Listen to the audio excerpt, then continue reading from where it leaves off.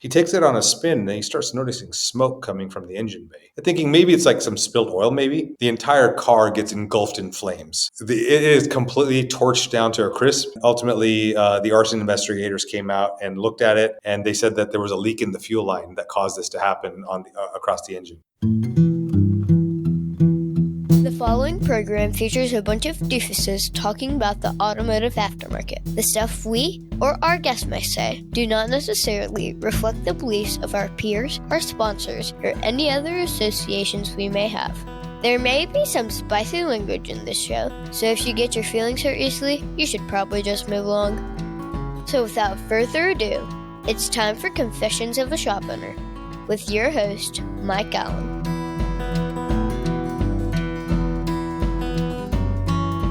Stop rocking, Mike.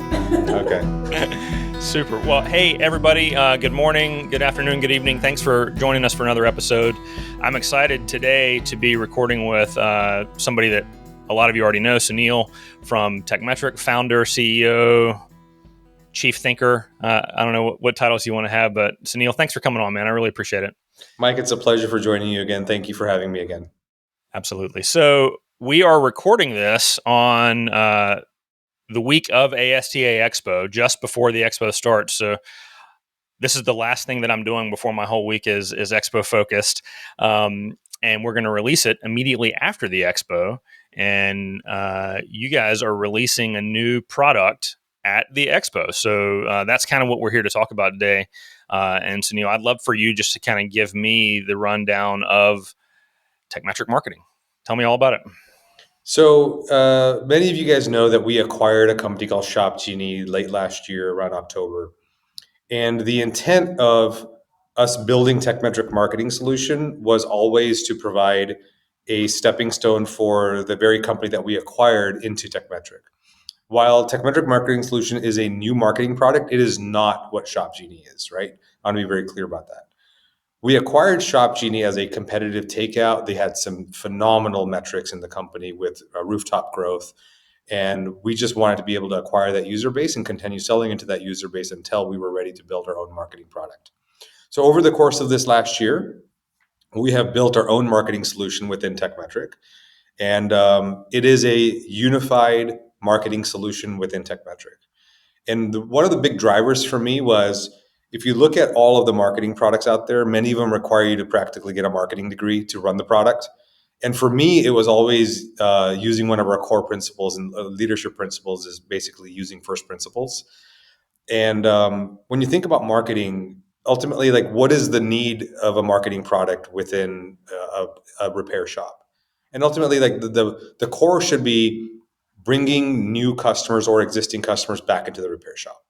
So if we use that as the kind of like the framework of what we're building, ultimately, I wanted to make it as simple as possible with just an on-off switch with no settings at all. Like, you turn the switch on, leads or new customers come into the repair shop, you turn the switch off and the customers stop. So if you use that as like the core basis of how we've built Tekmetric marketing solution, it is like a very simplified marketing product, although there's a lot of magic that happens on the back end. Mm-hmm. But we wanted to create a very simplified marketing product for repair shops to drive leads. That's awesome. And that's when I talk to people about Tekmetric. And I was at a 20 group meeting last week, actually, in Michigan, and about half the room were Tekmetric users, and then the other half were scattered between some of the other players in the marketplace. And that was where the conversation went, is if you are a rapidly growing business and you're onboarding lots of advisors, multiple locations, that kind of thing, you can have an advisor up to speed and functional in Tekmetric in less than a day. And the tools that are available are just getting more and more efficient. And it's that ease of use that has not been there in my experience in the CRMs that I've used over the last 20 years.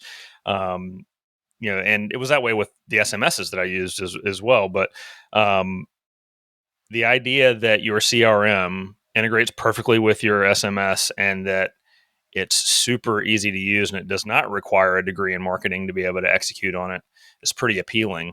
I'm sure that I use turnkey auto marketing, and I'm sure they're excited to have access to it also.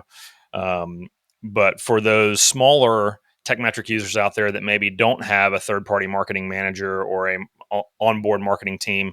You think it's going to be easy for a shop owner or a shop manager to get in there and get it set up and execute and just kind of set it and forget it?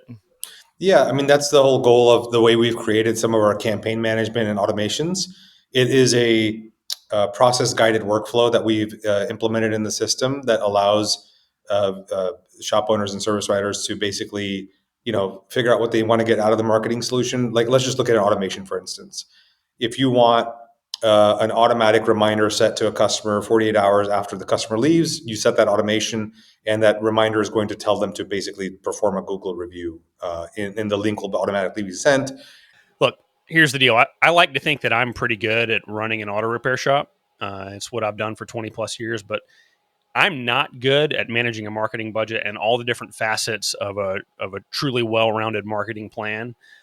There's mail, there's local advertising, there's website, there's Google AdWords, there's all the different things that go into that, and it's just not what I'm good at. So what I've chosen to do is to buy myself the time to focus on what I am good at, while having someone else execute on all of those things at a way higher level than anything I could ever do.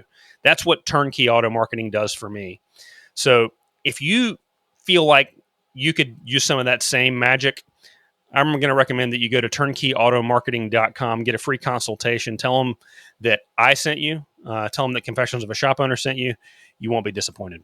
Hey there, I've got to tell you about something new for our industry, Tektonic 2026, presented by Tekmetric. This isn't just a user conference. It's built for the whole shop. Owners, advisors, and techs each have sessions designed for what they actually do every day. It's 3 days in Houston, Texas, filled with workshops, panels. We're expecting over 1,000 people from around the country. You don't have to be a Tekmetric user or customer to attend. Tap the link in the show notes to check out Tektonic 2026. Grab early bird pricing while you still can. And then we'll be collecting those the feedback in Tekmetric. It is hooked up to Google reviews as well, so you have a unified platform and dashboard to see what's going on. So yeah, that's exactly right. It's set it and forget it. So one of the things that I'm trying to work on to improve my business and my customer experience is we're trying to map out all the touch points for our customers, right? And make sure that it's as smooth and friction free as possible and like leaves happy feelings as often as possible, right? And I have over the years tried to and failed to execute on setting the next appointment. The dentist does it super well, right? And that's we all reference the dentist and how they do that so effectively. And society has been taught to expect that. But to this point, we haven't executed well on that. Will Tekmetric Marketing have the ability to, once we set the next appointment, to automate the reminders and give the customer the ability to change their next appointment if possible? Yeah, so we don't have the ability right now within Tekmetric to allow customers to change their appointments. That is something that our team is going to eventually build out. So you can remove a phone call in the process in case you have to change appointments. Yeah. But yeah, you can set an automation for appointments in the system, and there's a bunch of different types of automations that we've implemented in the system, and so we ultimately wanted to do that, set it and forget it.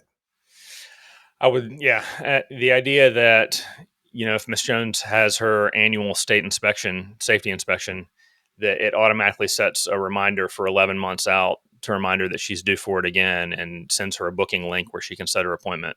That'd be pretty dynamic, and I'm hopeful for that. So we'll eventually get there, Mike, but we don't capture that today because you would have to capture the inspection date for every vehicle that comes into a shop using Tekmetric. We don't do that today, but that is something that's in our horizon. And so one of the reasons why we wanted to just roll out to our non-CRM customer base is because they don't use any marketing product today. And we want to prove to them, hey, use this solution and we'll guarantee you'll see results. Because if a marketing solution doesn't provide results, and you're just paying for it month over month, then it's not really a product that you want to continue using. Yeah, for sure. And then once we continue adding features on, we'll start getting some of the power users back on. Okay, super. So to that end, we're talking about customer touch points.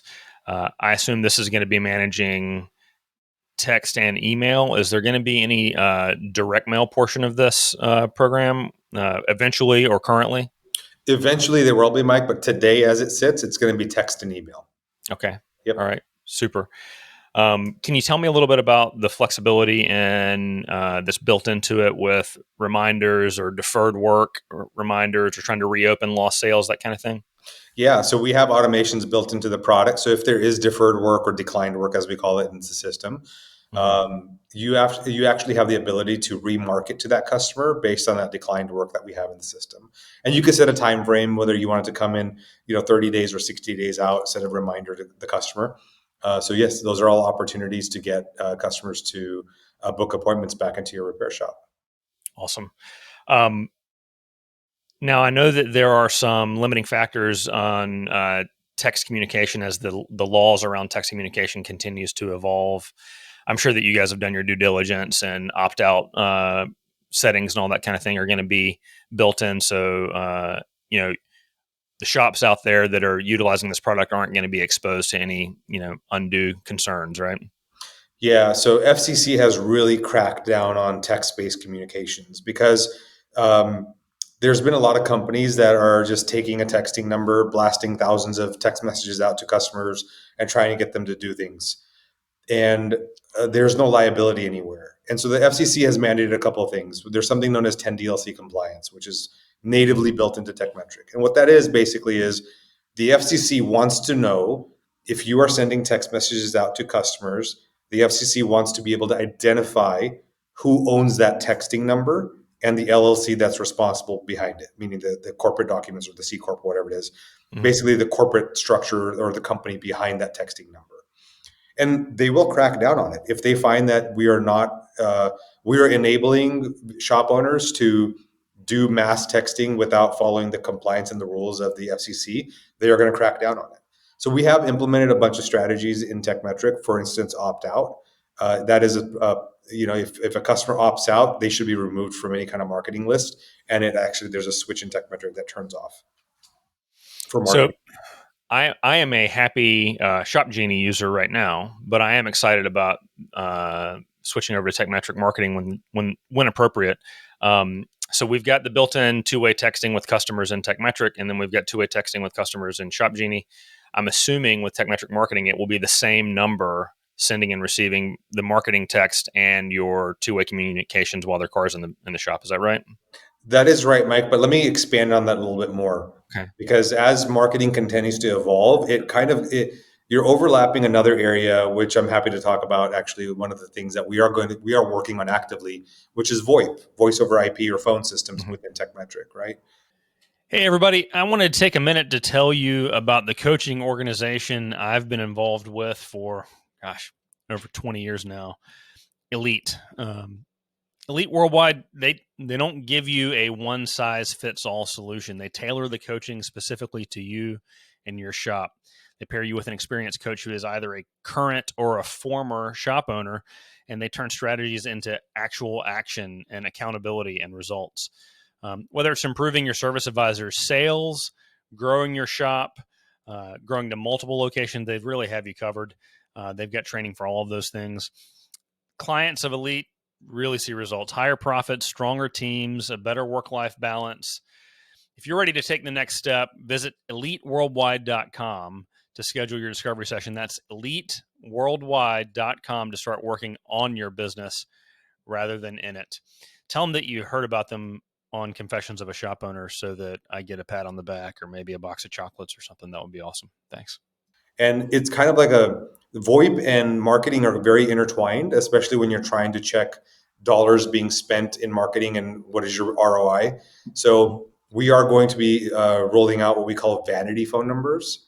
And in case you want to use a vanity phone number for marketing purposes, on a postcard or something like that, or on a Google ad, you'll be able to track the calls that are being received using that vanity number. So you'll be able to actually correlate the dollars that are being used on a marketing strategy.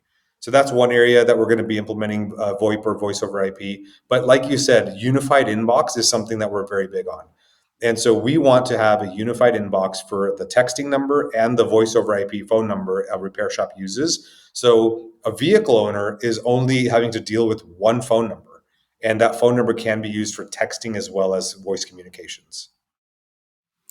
I like that. I wrote that down, vanity numbers. I don't know why I haven't thought to do that yet. That's great. So Yeah. my customers can call 919 for car fix. There you go. Anyway, so, and we have a vanity phone number for the podcast too. So 704 confess, if you want to call in and leave a confessional, and we'll play it on the air. That's awesome. So, the VoIP conversation also leads to another conversation that I would like to have.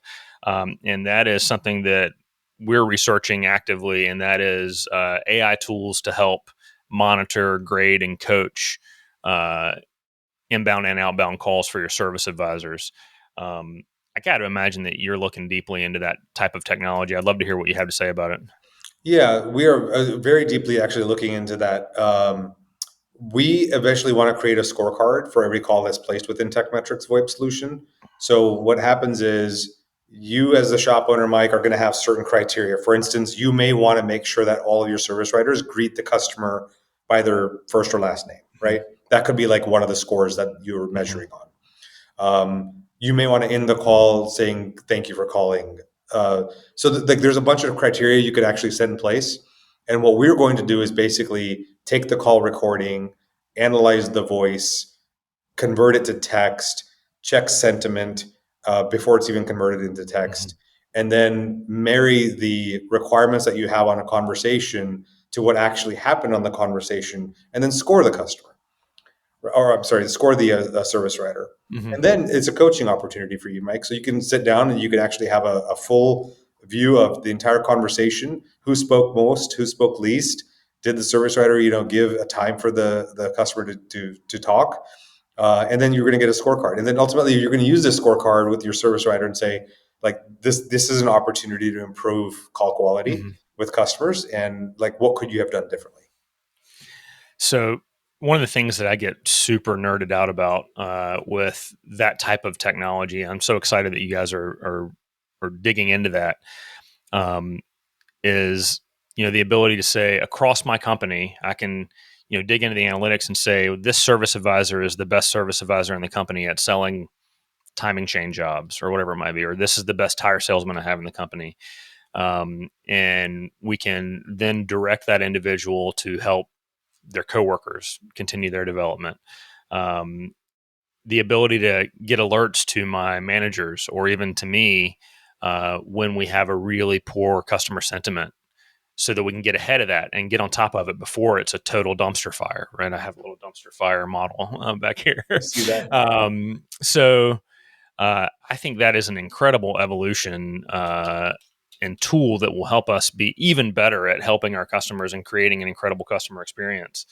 And so, yeah, I'm pumped about all the people that are racing to bring that a product like that to market. And as soon as it's integrated with Tekmetric, even better. So that's super cool.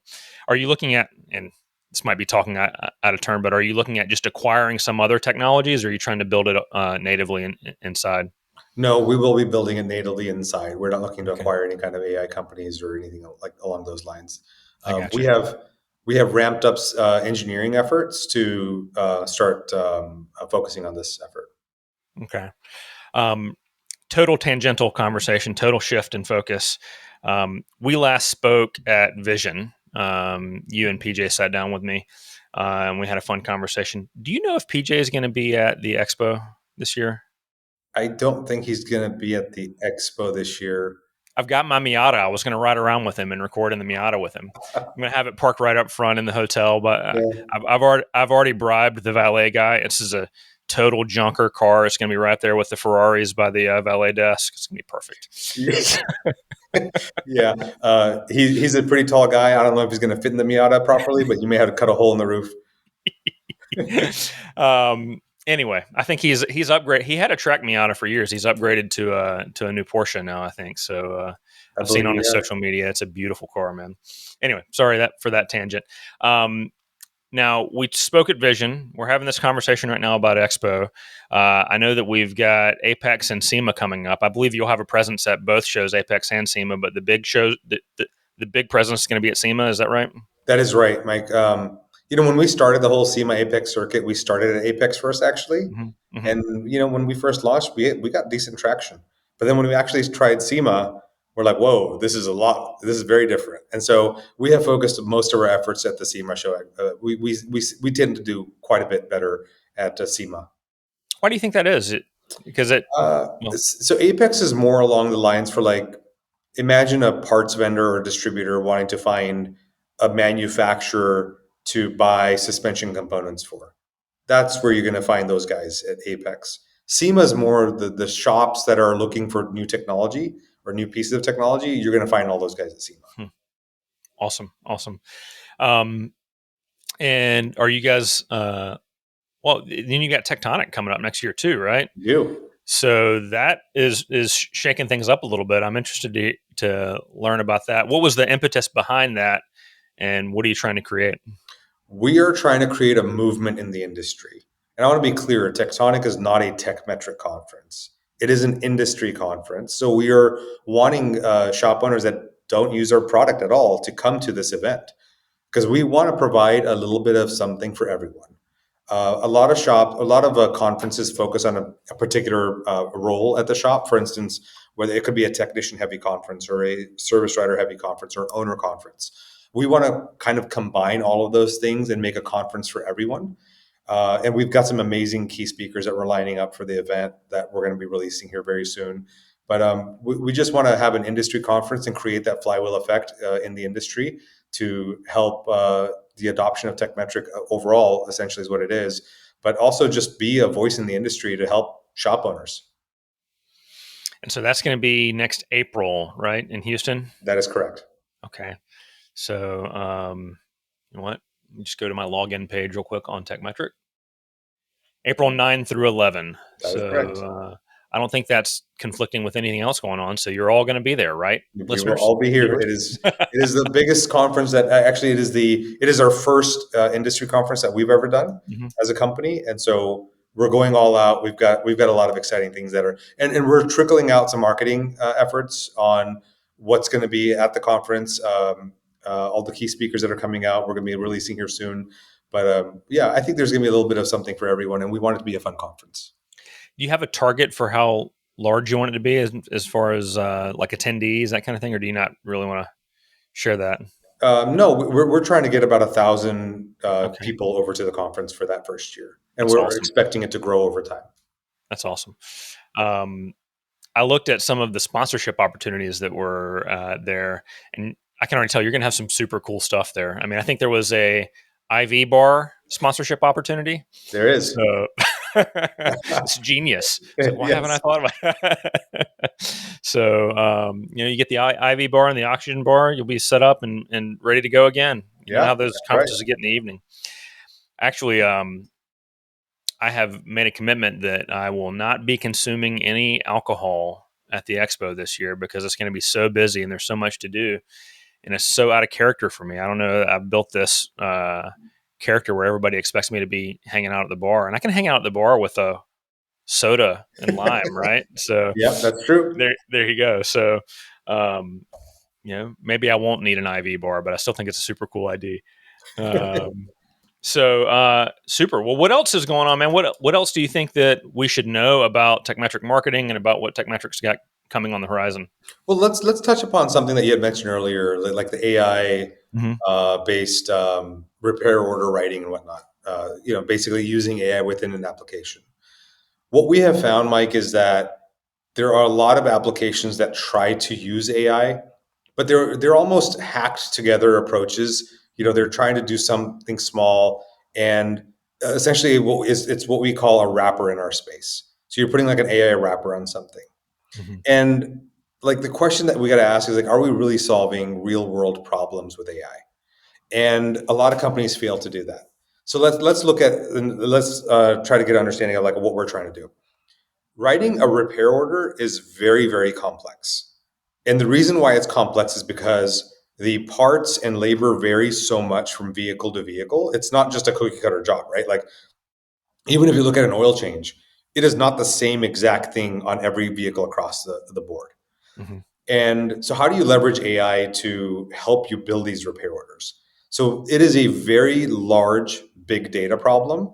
And there's a lot of machine learning involved in order to provide accuracy, because what we don't want to do is come out with something really fast to the market just to say that we have AI, and then ultimately consumers start using it and they're like, this isn't accurate. Like Mm. the repair order is incorrect. I'm having to go in there and correct it so much. And so that is something we don't want to do. So we want to be very thoughtful on what our AI strategy is within Tekmetric. Accuracy is extremely important for me. And so if we're going to leverage AI to build a repair order, it has to be accurate, like a very high percentage of the time. Hmm. And so we have some data engineers in our company that we have tried to play with some of our models on, because we have one of the other things you're going to need in order to do this is a large volume of data. And even 6 to 10,000 repair shops is not enough data to be able to build out a machine learning model, because, and that too, 6 to 10,000 repair shops, mechanical repair shops, right? Because what you don't want is a large pool of, call it window tinting or detailing shops, because they don't Yeah. have the data of an actual mechanical repair. And so it is exciting for us that we're actually at a stage in our company where we can start looking at some of these big data problems and provide real world solutions. We just hired our chief product officer that's starting with us in a couple of weeks. So I'm going to be spending a lot of time with our chief product officer on what our AI data strategy is and how that plays into Tekmetric. Being first to market is not important for me. We want to provide the best solution for our users. Copy that. Well, and I think you've got to be at a point now where you've got pushing on tens of millions of repair orders. So your data is getting larger and larger. The volume that you have, I imagine there's a tipping point coming. But just thinking about the complexity of having a tool that will build accurate repair orders for you, because what one shop deems to be the proper estimate versus what 100 other shops deem to be the proper estimate varies so widely between timing of availability of parts and quality of part and price considerations. And um, so I would think it's a huge problem to solve, but good on you for tackling Yeah, it. So I like big hard problems to solve. So yeah, it is exciting stuff though. awesome.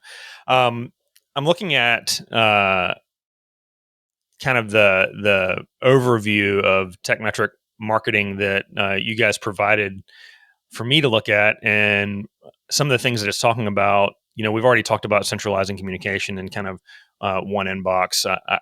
I love that. If I could get my CRM, my SMS, and like I'm a big Repair Pal user, and so that's 3 different pages they have to have up at all times to monitor inbound messaging. So that's great. Calendar and RO sync. I apologize for being ignorant. What does that mean? We're getting into some of the features of the TMS Hmm. solution, and before we get to calendar and ROSync, let's talk a little bit about like the demographics of our customer base. There is a Okay. shift occurring in the industry where vehicle owners are now wanting a experience on interacting or interfacing with the repair shop with using digital piece of technology. They don't want to call the repair shop. And in fact, there's a survey that we did actually with vehicle owners just across the board, Hmm. not necessarily Tekmetric vehicle owners, just vehicle owners. And 73% of those folks that were interviewed said they would prefer a digital online appointment booking instead of just calling the shop. And Hmm. that number is continuing to increase as time goes on. As more and more younger drivers start driving vehicles and needing to get vehicles serviced, they just want to get their car fixed and they don't want to talk to somebody. And that's just something that we can't fight it.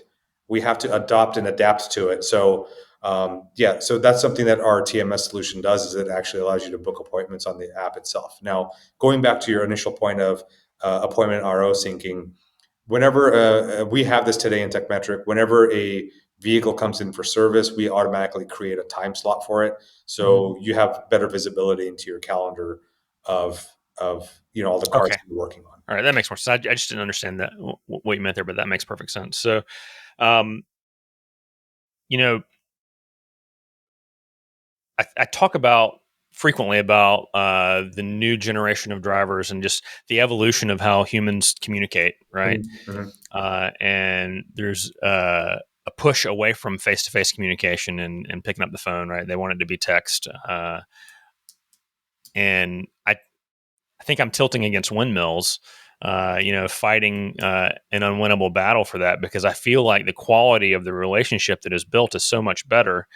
And also, I'm able to sell so much more effectively face to face and talking on the phone than I can through digital communication.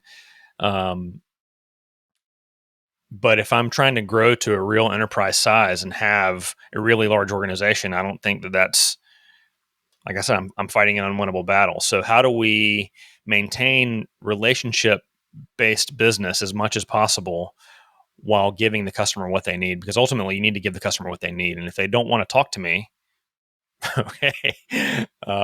So that's a question for me, and I don't know that you have an answer for it. I'm just putting that out there. I actually do. So let me rewind the clock a little bit, Mike. So back in 2019, when I was the sales guy for Tekmetric, Mm-hmm. one of the things that I would show during my demo is, we have a digital authorization process, meaning a vehicle owner comes into a repair shop for a problem, the service writer and technician group diagnoses it, builds the estimate, and then typically a shop is going to call the customer to either come in to see what's wrong with the car or to basically call the customer and talk them through the repairs that are needed, right?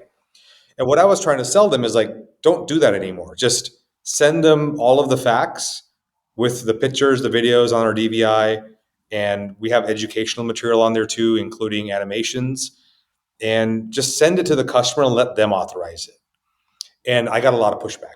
Shop owners and service writers are like, nope, we can't do that. That is not how we operate. That's not how we've done things, and we just can't do that. And what's happened over time, since this is just 2019, what's happened is there's more and more adoption of our digital authorization process and not wanting to speak to the customer. And the approval rate is actually much higher. So if you actually break it down into why is that true? Why is it that when a human is removed from the equation, the vehicle owner is actually more inclined to approve the jobs than not? And the reason, like, you got to actually get into psychology now. And the reason for that is because when you put a shop service writer in the equation, you're creating a bias. It is the job of the service writer to try and get as much approved as possible. And they're actually incentivized to do that, right? Their commission plans are based on that and whatnot, right? Well, newer vehicle owners are smart to that. They know that that's the case. Instead, what we'd recommend you do is just send all of the facts to the vehicle owner and make sure they can approve the repairs on their own. And we have been able to prove time and time again that whenever you adopt this methodology, the results speak for themselves. And it's something we're actually shifting into is we're going to prove the results to you. When you adopt Tekmetric and you follow our process, you will make more money, and we're going to prove it to you. That's interesting. So that's awesome. I mean, I'm pulling anecdotal data based on 3 locations and 6 service advisors, and you're pulling big data, right? Or Yep. bigger, right? Yeah. Significantly. So, um, I'm a firm believer that like a rock star service advisor who, has that incredible memory and can remember your pet's name and what sports your kids play and that kind of stuff creates the key tossing customer. But you can only do that in ones and twos. And if you're trying to do in scale, then, finding a system that executes close to that level at a much easier uh, methodology, I think that makes a lot of sense. So I've got one store where I'm struggling to convert, and my closing rate is gotten pretty low. And my front office team are super friendly and super helpful and get great reviews, but they just don't get the yeses. So that might be a little petri dish for us to just adopt that methodology and see what happens for 60 or 90 days and give it a shot. So that's pretty cool. Yeah, we'd love to. I would have thought that it would be exactly the opposite. So it just shows that, maybe I'm starting to show my age. I'm turning into the old man shouting at clouds, get off my lawn. I'm going to do Yeah. it the way that I've always done it. No, Mike, one of the things you asked me is like, if you're not going to get involved in the communication process, like, what can you do differently? And so what we do differently is we want to always make sure that the vehicle owner is presented with the facts of what's going on with their vehicle, right? Now, there's an educational component because not everyone understands vehicles to the depth that a shop is going to understand them. So that's where we tie in animations into the Mm-hmm. process. So if you attach an animation that quickly in 30 to 45 seconds explains what the problem is, it's easier for the vehicle owner to digest that, and we actually do see an increase in close. Yeah, hugely valuable. Animation explainer videos are a home run, Yep. and we're working to be able to take our video, our 30-second video in the bay, looking at the car, and then splice in that animation video so that they get one link and they don't have to click on two different videos. It just plays back to back. But that's there's some friction there. It's a little bit clunky getting that executed, but no doubt, if you have access to those animation explainer videos, you have to use them. It's Yep. yeah. So, um, Superman. Well, I really appreciate you taking the time to I know you're a busy dude, to come on here and chat with me. Any famous last words for my listeners on this episode? I think, don't we have to talk about a confession? Ooh, you got a juicy one for me? So this is back in 2016, I think. Okay. I still had my repair shop. Okay. We're servicing I think it was like a 6-cylinder Porsche Panamera. And all we're doing on it is an oil change and an air filter. That's all we Easy. did. What could go wrong? What could go wrong, right? So we have a process that we had implemented that every vehicle needs to be test driven after service is performed. So my service writer, not my technician, but my technician did the oil change and the air filter, and my service writer takes the vehicle on test drive because we want to make sure that any of the service reminders are erased from the dash and there's no other issues with the vehicle, the doors are cleaned and whatnot. So he takes it on a spin and he starts noticing smoke coming from the engine bay. And thinking maybe it's like some spilled oil, maybe. Ultimately, the entire car gets engulfed in flames and it is completely torched down to a crisp. And ultimately, the arson investigators came out and looked at it, and they said that there was a leak in the fuel line that caused this to happen across the engine. And so we were off the hook. Uh, Essentially, Porsche North America got involved, even though the vehicle was out of warranty. But because of where the leak originated from, Porsche North America got involved, and then I'm not really sure what happened after that fact. Yeah, your cars start burning down, and your customer base are people who can afford good attorneys. Yeah, You fix it, yeah.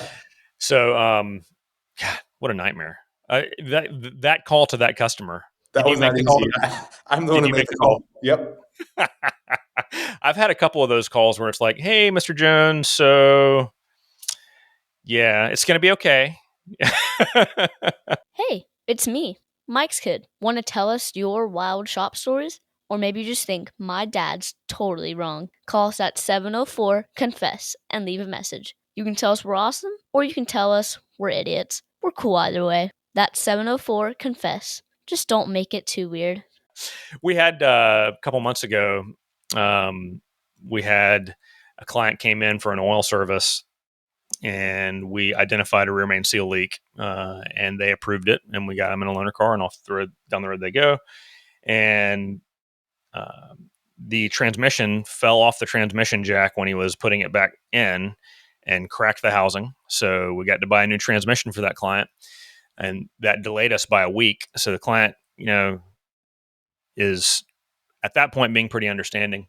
We get it all back together, and he's got his new rear main seal and his new transmission that we paid for, and take it on a test drive. And this technician, this is the first car this technician ever worked for at Carfix, and something had gone wrong with the oil service, i.e., something that should never go wrong with an oil service. And long story short, this customer ended up getting a free engine and a free transmission from Carfix in exchange for their oil change. We didn't even charge them for the rear main seal at that point. Okay. So it was a large step backwards on that client's car, and that was one of only a dozen cars that technician worked on while I was at Carfix. The other cars were all vehicles that he worked on while we were waiting for the parts to come in for the transmission. So Okay. it's just I too get to have those conversations with customers occasionally. Painful At this memories. point, to be fair, I didn't have to call that customer. Oh, So my okay. guys called that customer. Um, do you still have a shop? No, you I haven't do. had a shop in a long time, right? Do you have any desire to have a hobby shop or anything like that? No, a couple of years ago, I actually thought of it, but then our company's grown so much that it just doesn't make sense for, like, I want to stay focused on the company Tekmetric. Do you do anything automotive for fun, I like do. track days or anything? No, I don't do track days. I'll like service my own vehicles. I'll do that kind of stuff, or coding, programming, tinkering. But I don't really get too deep into it anymore. Okay. What hobbies do you have? Any sports you like to play? Anything like that? I'm trying to pick up golf, Mike, but no, no. I mean, I do enjoy some long range shooting Okay. and learning to fly a plane. So like 1,000-yard type stuff or Yeah, mile shots thousand or and beyond. Yep. nice. That's awesome. Yeah. Um, my father is a competitive shooter and we do a lot of pistol, but you get out beyond beyond 100 feet. That's a problem for me. So I'd rather just run. Well, if Um, you're ever in Houston, I'd love to take you out. awesome. Awesome. Well, thanks for coming on, man. I appreciate it. And I will see your team later this week. And then I guess I'll probably get an opportunity to say hi to you in Vegas. Sounds So, good. We talk to will you be soon. in Vegas for shop. We'll be there the entire week. Awesome. Super. Take care, man. Thank you, Mike. Hey, thanks so much for watching our video today. If you enjoyed this content and you'd like to see some more, you can click right here. And it would be really helpful for me if you thought that this level of mediocrity is something that could help your other friends that were shop owners or in the industry. You can click right here and subscribe. You can even set up notifications if you want. I'd love to have you on the channel.